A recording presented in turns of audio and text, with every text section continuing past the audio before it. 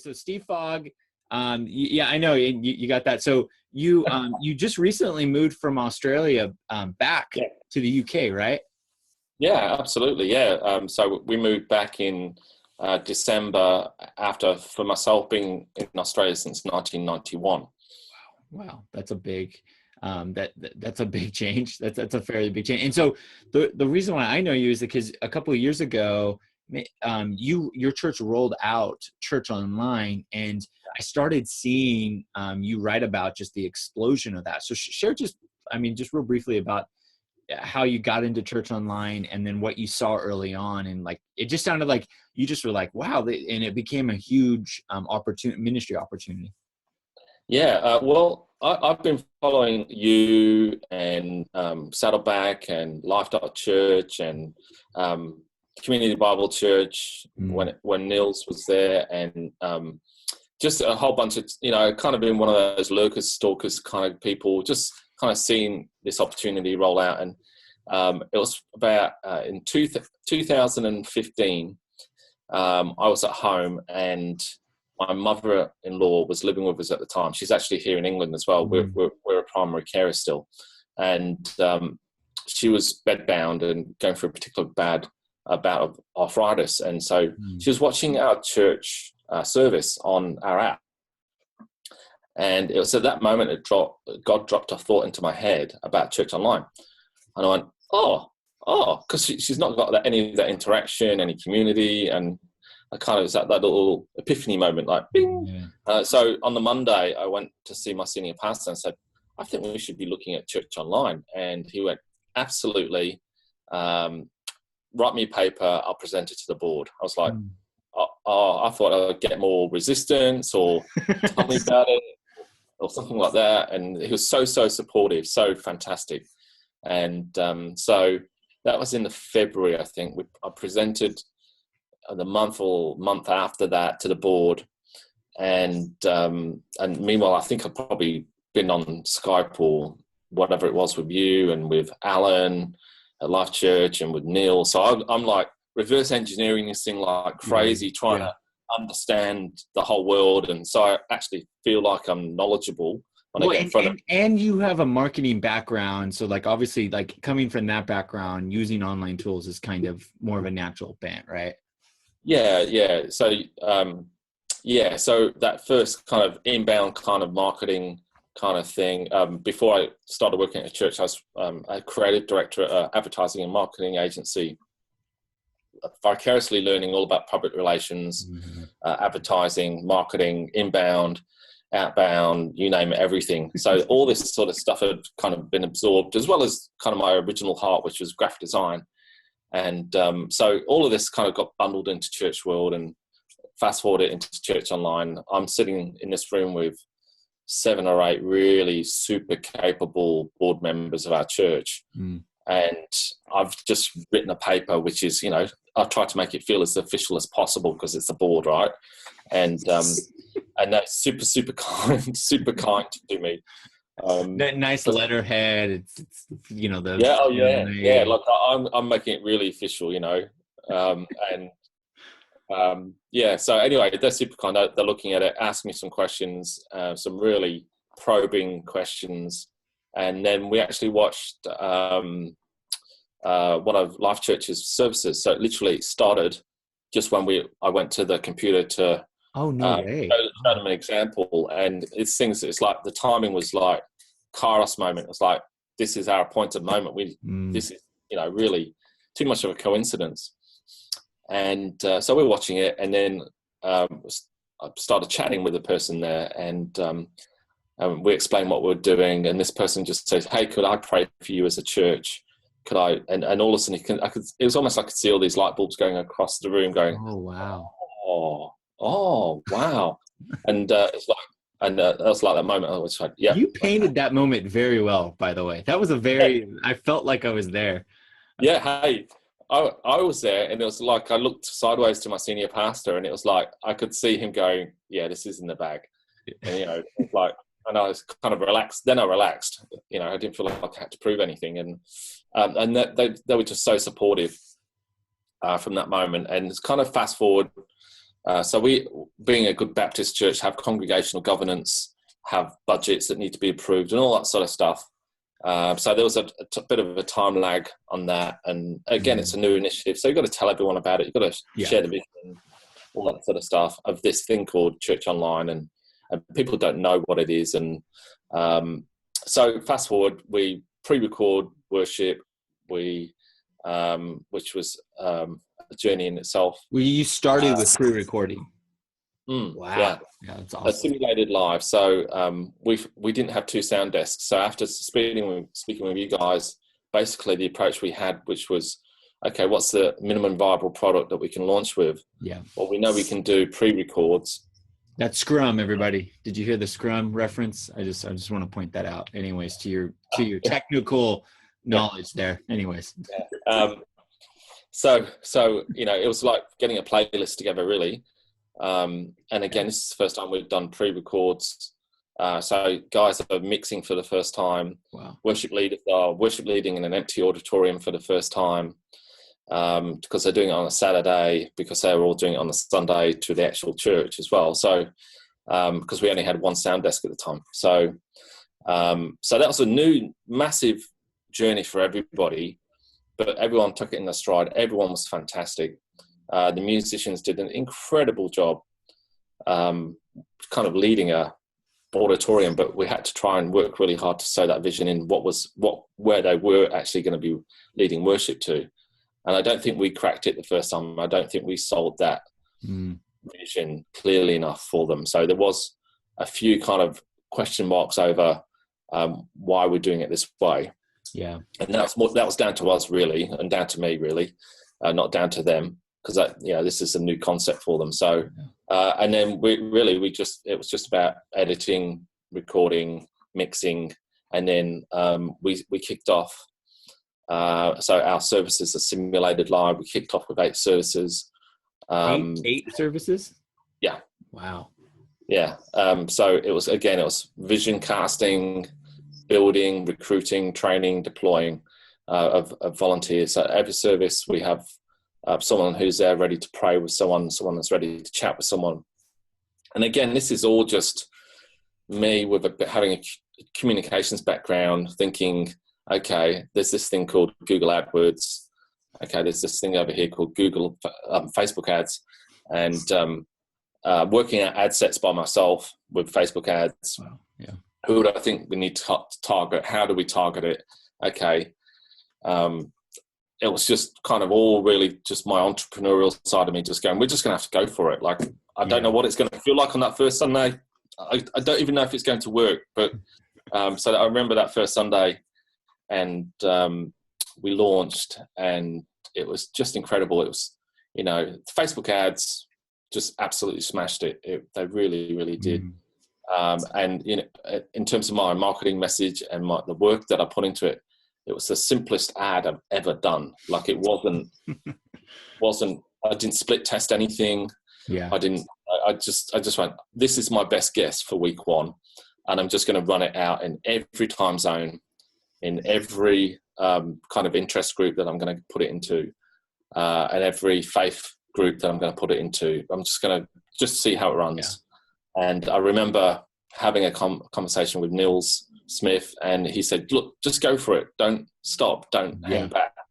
Just go for it. Get started. And that's always at the back of my mind. So when we launched, and I was kind of a bit nervous and going, if we get 300 people today, I'm going to be so happy. And it's, what's proof of concept here? And we had about 800 and something that first day. Wow. And it's like, oh, okay, that was interesting. And it was like, okay, well, that's, as a first go, that was more than we expected. And I think from that point onwards, it's really just been just learning, what does scalability look like? Yeah. What does discipleship look like online? What does it mean when someone calls you who you don't know, who said, thank you so much, you're now my church, I'm disabled, I'm profoundly disabled, I'm in a wheelchair, I've got an iPad, I can control an iPad, but I've got arthritis, and you're now my church. And just wonderful moments like that locally.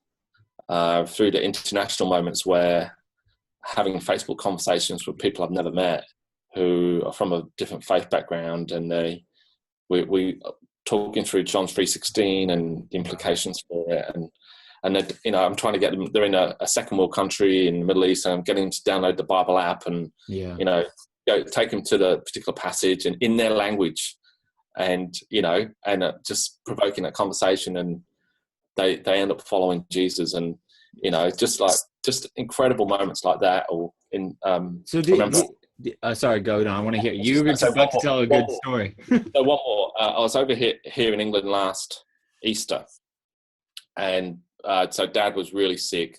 So I was doing backwards and forwards a lot, and right bang in the middle of all our Easter services, where we went from Good Friday all the way through to the Monday, like every hour on the hour, and that was incredible. And I just remember being in one of those services, and I was hosting that service, and there's this African man from Northern Africa, and he just committed his life to Christ. And it's just the most amazing moment to go, there's a guy in a different country who his life has changed, and rewinding all the way back to that original thought where God just went bing like that, in my mother-in-law's bedroom, and kind of trailing all the way back to that moment. And it's kind of just been really encouraging, going, I'm not really super smart, and it's just get going.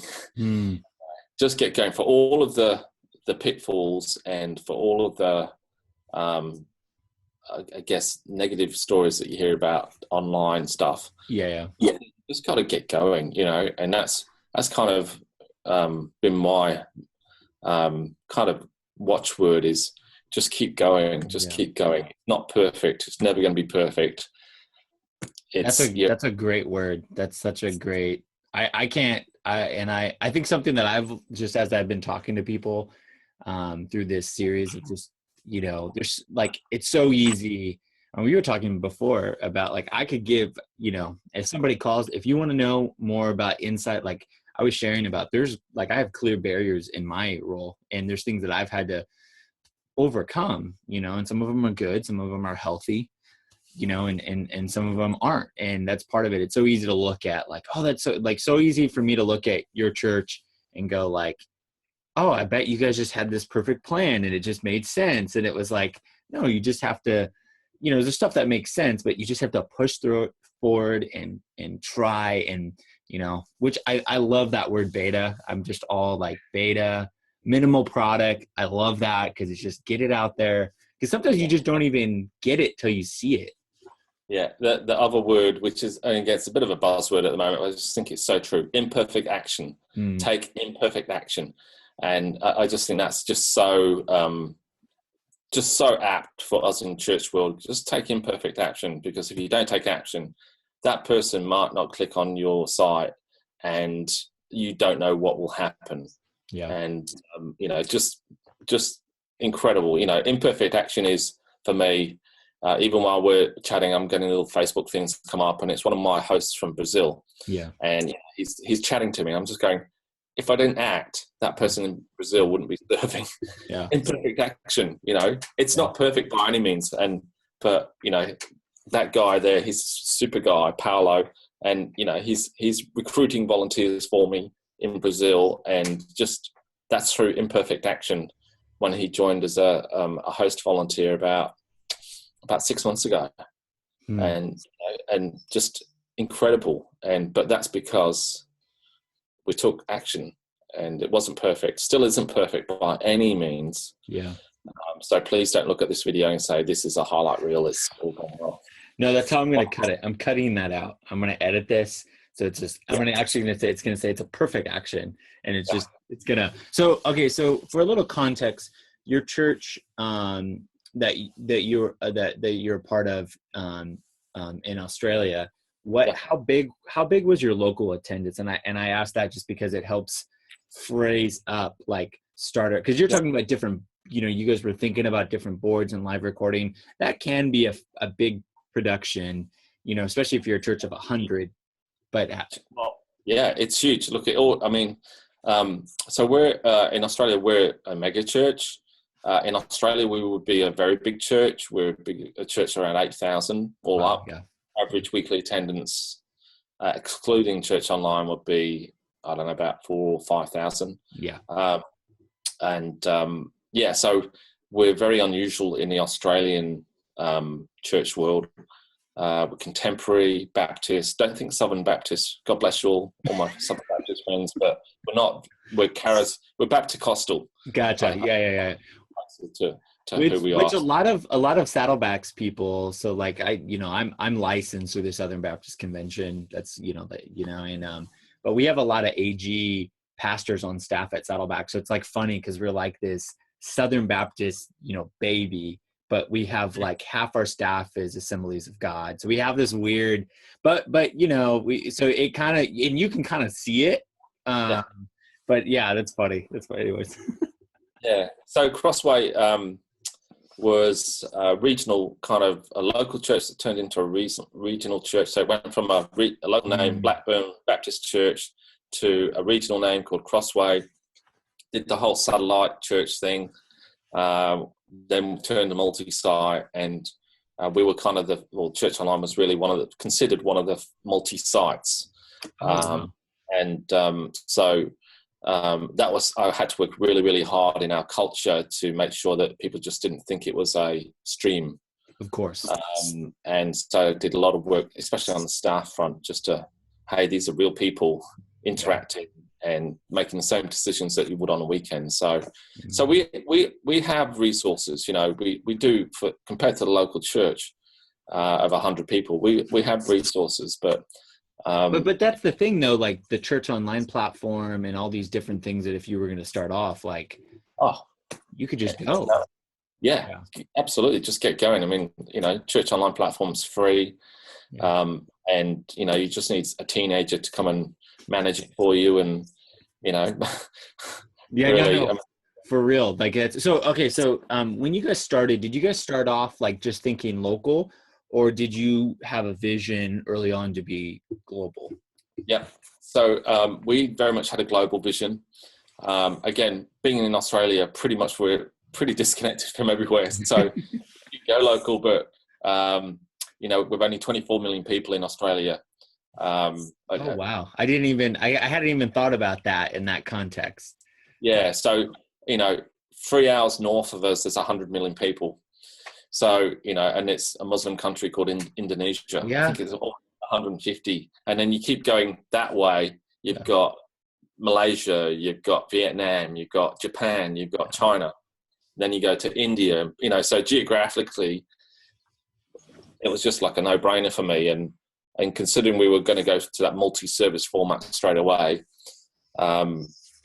while we could do something that was national, I felt like we would be limiting ourselves if we weren't intentionally international. Yeah, that makes sense. Wait, did you start with what was your primary platform, and then with hosting video, and did you ever get into live streaming at all? No, don't live stream.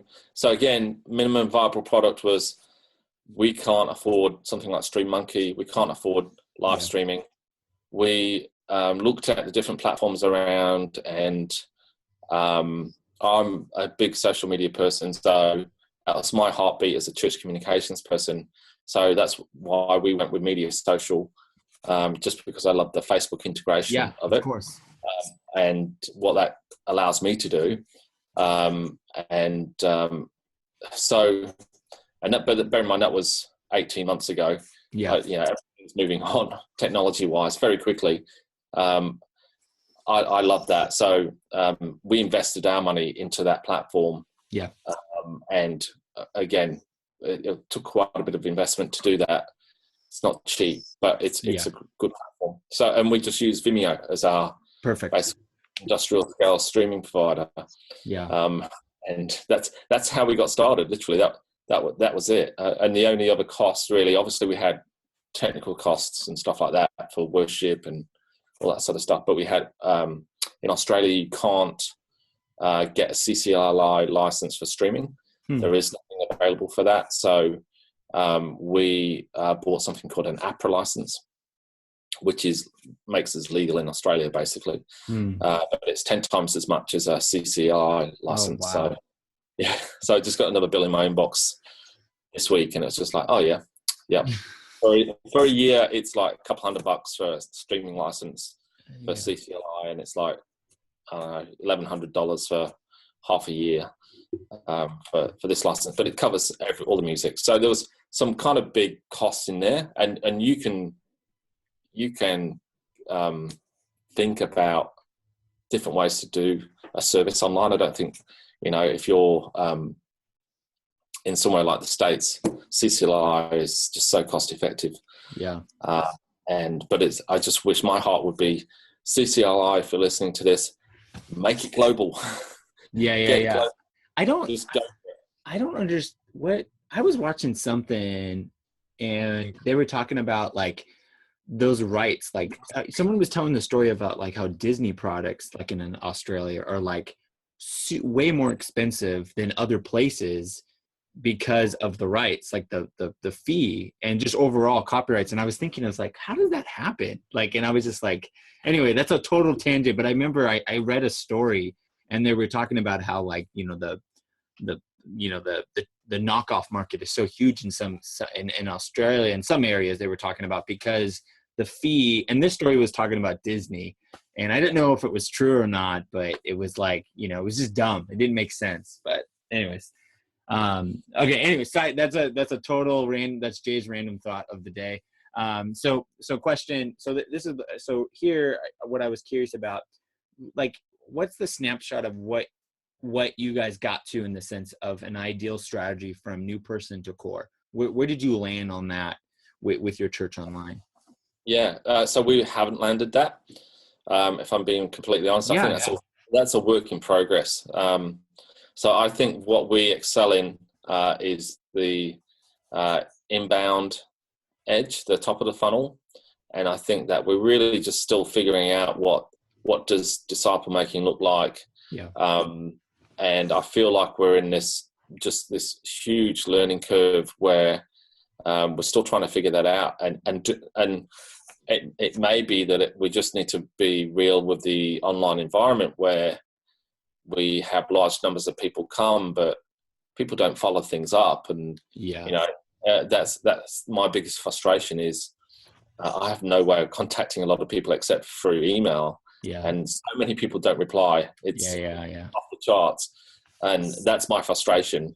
But, so I still feel like we're figuring that kind of funnel all the way down out. I think that we've tried online life groups that they've had mixed success.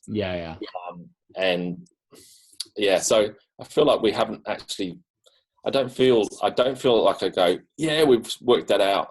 What I feel like we've worked out is to get going. It's like I feel like we're just almost finishing that first lap. And just starting to get up to the running pace.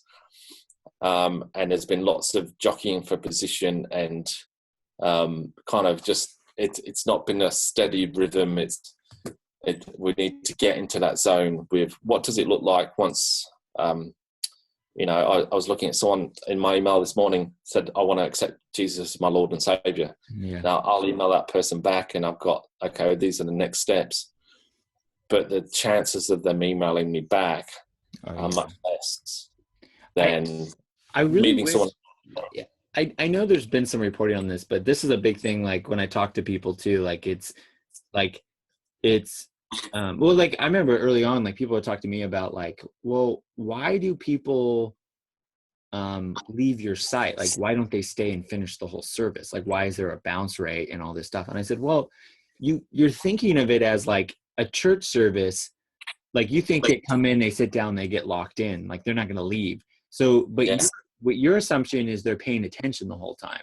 Yeah. And the web page is like an honest, it's like, it's kind of, I think about that Hebrews thing where like, like God is watching you all the time, kind of thing. And like here, like people just don't think about that. They just leave and they'll just go on to the next thing. And so And I wonder if there's been studies. I was just, you ping this thought in my head too, the light bulb thing of like Walmart having, what's the likelihood of a sale if somebody walks into a Walmart or into a Target or into insert whatever popular store versus them visiting their website, like a visitor on a website on an online store versus a visitor. And they have both. They have a physical and they have a digital. Like how many visits does it take to go to a sale? How many walk-ins does it take? And I bet the ratio is it's there's a higher conversion on somebody who steps physically, but the reach and growth online is way more. Like I want to see that study. Yeah, look, I completely agree with you. I know when I first spoke to you and you talked about time on site and you kind of fixed your ministry minds on what you felt you could count. Yeah. And that bounce rate, that's one of the questions I have, which is, how long are they there for, Steve? When do they start? When do they finish? Yeah. And my simple answer to that is people are bounce rating all the time in the auditorium, but they're still sat in the same seat. Yeah. And they might be on the phone. They might be thinking about what they ate last night. They might be thinking about the argument that they had with their husband or their wife. Yeah. They might be thinking about the cup of coffee that they really want after the service. You don't know, just because they're sitting there, it's kind of, we take physical attendance as, we're all here with you. And I think you're right. The online world is just brutally honest. Yeah. And so when I see someone's been on our site for 5 seconds, there's a little ouch factor inside of me. But at the same time, I go, do you know what? That's okay. That's the way, that's the space that it is in. And, if someone's come in for the last 10 minutes of service and I see that their time on site is 10 minutes, I'm grateful for that as well. I see my job as going, do you know what? We've got to try and keep them on site for as long as we can, maybe till the next service starts, or have our hosts engage with these people and be friendly. And, that's our job. We can only do what we can do. If they're sitting on their couch with a television on and a computer on, we can't control that. Yeah. But hopefully we can make the streaming work, make the environment a good environment, and then really the rest is up to them and whatever other distractions they have going around. Really, it's honestly, one thing, and for those who are watching this, they understand, like, the more your outreach focused, the higher your bounce rate's going to be. Like, it's just, I think it's so true. I mean, there's definitely things that you have to consider, the more targeted your ads and all those things. But like, what I would say is, so in the big deal for us is, obviously when we started out, I looked at visitors, versus return in Google, and my heart's kind of been smiling over the last 6 months. So I've seen that kind of ratio slowly come down. Yeah. It's just incremental returning. And I look at that and go, that's really, really good. And then when I'm in some services, I see some familiar faces of names I can't even pronounce. Yeah. I can see their face and I kind of know their name, and kind of go, that's really encouraging for me just to know. I can back it up in a kind of a general stat, but I know there's growth. Yeah. And I know that if I said in the last 8 months, I think I did a report last week where I went, our returning traffic has grown by 13%. And like, anyone would be happy with a 13% return rate. Now, I'm still concerned about the rest that don't come back. And, I want to do things better. Yeah. But, we're growing and we're just getting started. We're a new church plant, if you like, at the end of the day. Yeah. Yeah. No, I know that, we have a very low bounce rate, but honestly, historically, we haven't done a lot of ads. And we had a big problem with getting qualified for Google AdWords with some of the grant money that they offer in our context.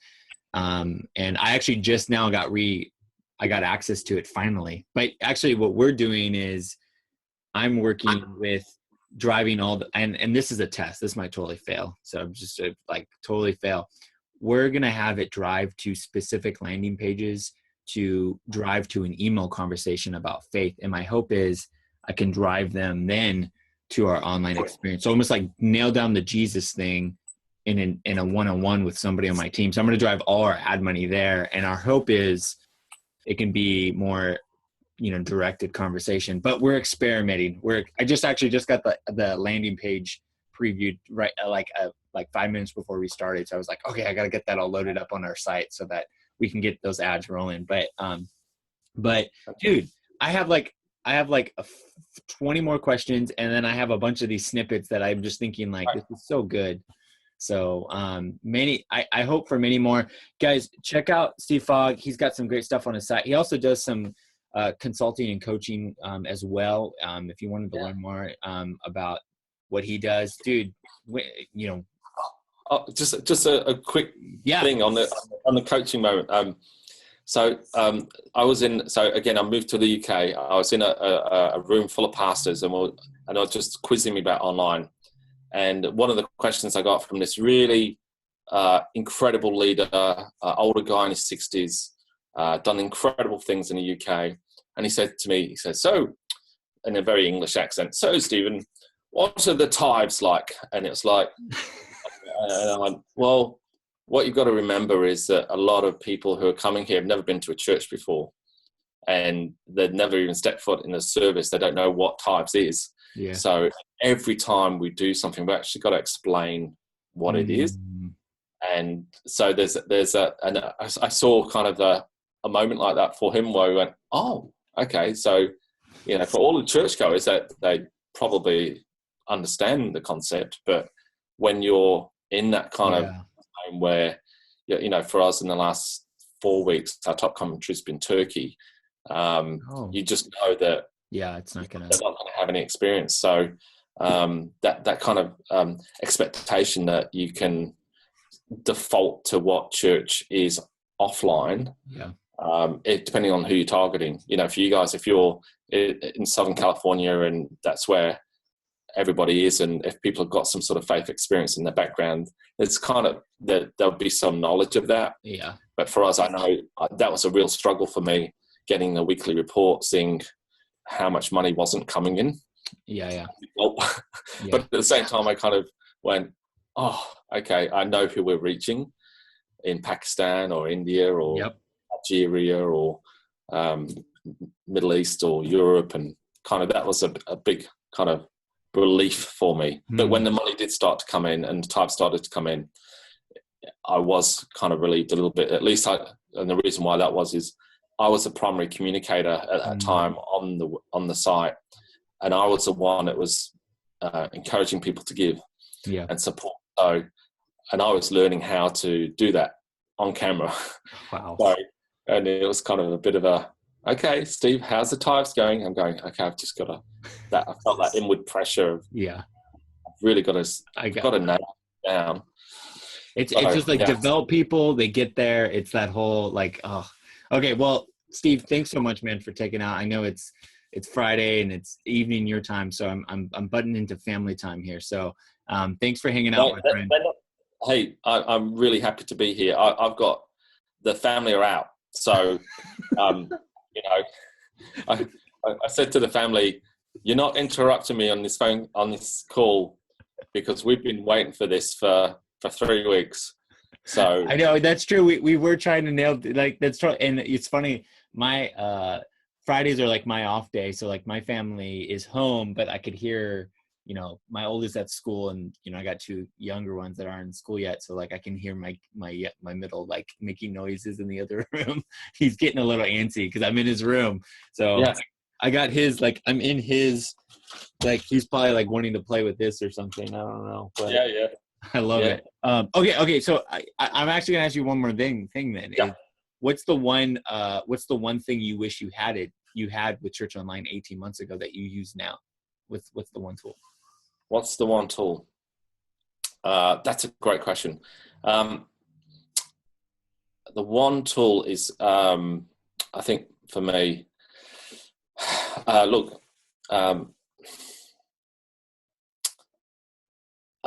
wish if that I could have someone better than me doing all our Facebook ads. And so not really a tool, a person. I feel like I'm quite competent with Facebook ads, and probably a lot more competent than most people. But as I dive down deeper into Facebook ads and listen to stuff which is just really, really, really cutting edge, and I go, oh, okay. One, I am spending money. Two, while we have very low click-through costs on our Facebook ads, I know we have a very finite budget, and if I can improve those, and that tool is a human person improving the quality and our relevancy score in Facebook and all that sort of stuff, that would be the one thing that I have. But can I just say, I know you're not asking me a question, but just one point I want to make is I didn't start out as a church online person. I started out as a church communications person. And if you're listening here and you're not currently online or a pastor, but you've got a heart to reach people, that is what you need to get started. You don't need to be a pastor. You don't need to be anything else. All you need to be is have a heart to get started and get going. And that is all you need to be able to do. Sorry, that's my wife waving goodbye to me. No, I know. So, no, that's perfect. So, it can come from anywhere. And that's really all I'd say is just get going. And, if that seed's been planted today, fantastic. But just get going. If you're a church communications person listening to this, and just get going if that's your heart, because I just think, that what we do as church communications people, we do like that 75% of inbound stuff, and our heart is to reach that kind of, that bit. But that church online bit, that last 20% where people can experience something online, and knowing that it's possible. It's possible. And that's kind of what's been the fire in my belly for the last year and a half going. I feel like I've put the final piece of the jigsaw in the puzzle for my skill set. And so if I put it in pure marketing terms, I'm converting those leads now.